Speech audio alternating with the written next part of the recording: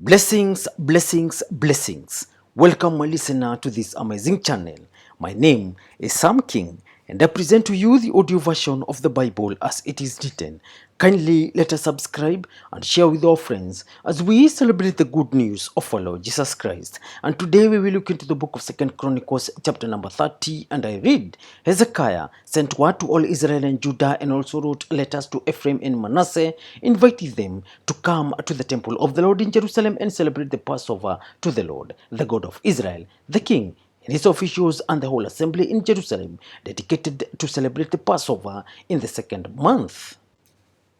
They had not been able to celebrate it at the regular time because not enough priests had consecrated themselves and the people had not assembled in Jerusalem. The plan seemed right both to the king and to the whole assembly.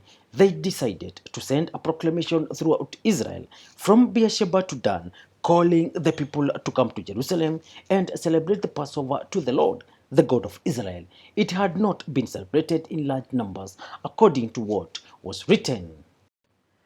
At the king's command, carriers went throughout Israel and Judah with letters from the king and from his officials, which read, People of Israel, return to the Lord, the God of Abraham, Isaac, and Israel, that he may return to you who are left, who have escaped from the hand of the kings of Assyria. Do not be like your parents and your fellow Israelites, who were unfaithful to the Lord, the God of their ancestors, so that he made them an object of horror as you see. Do not be stiff-necked as your ancestors were. Submit to the Lord. Come to his sanctuary, which he has consecrated forever. Serve the Lord your God, so that his fierce anger will turn away from you. If you return to the Lord, then your fellow Israelites and your children will be shown compassion by their captors and will return to this land. For the Lord your God is gracious and compassionate. He will not turn his face from you if you return to him. The carriers went from town to town in Ephraim and Manasseh as far as Zebulun, but people scorned and ridiculed them. Nevertheless, some from Asher, Manasseh, and Zebulun humbled themselves and went to Jerusalem. Also in Judah, the hand of God was on the people to give them unity of mind to carry out what the king and his officials had ordered, following the word of the Lord. A very large crowd of people assembled in Jerusalem to celebrate the festival of unleavened bread in the second month. They removed the altars in Jerusalem and cleared away the incense altars and threw them into the Kidron Valley. They slaughtered the Passover lamb on the 14th day of the second month. The priests and the Levites were ashamed and consecrated themselves and brought burnt offerings to the temple of the Lord.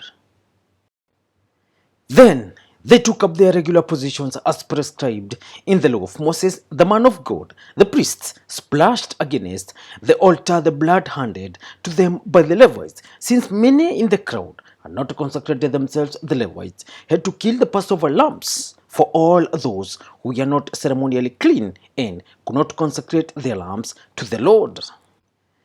Although most of the many people who came from Ephraim, Manasseh, Issachar, and Zebulun had not purified themselves, yet they ate the Passover, contrary to what was written. But Hezekiah prayed for them, saying, May the Lord, who is good, pardon everyone who sets their heart on seeking God, the Lord, the God of their ancestors, even if they are not clean according to the rules of the sanctuary. And the Lord heard Hezekiah and healed the people. The Israelites who were present in Jerusalem celebrated the festival of unleavened bread for 7 days with great rejoicing, while the Levites and priests praised the Lord every day with resounding instruments dedicated to the Lord. Hezekiah spoke encouragingly to all the Levites who showed good understanding of the service of the Lord.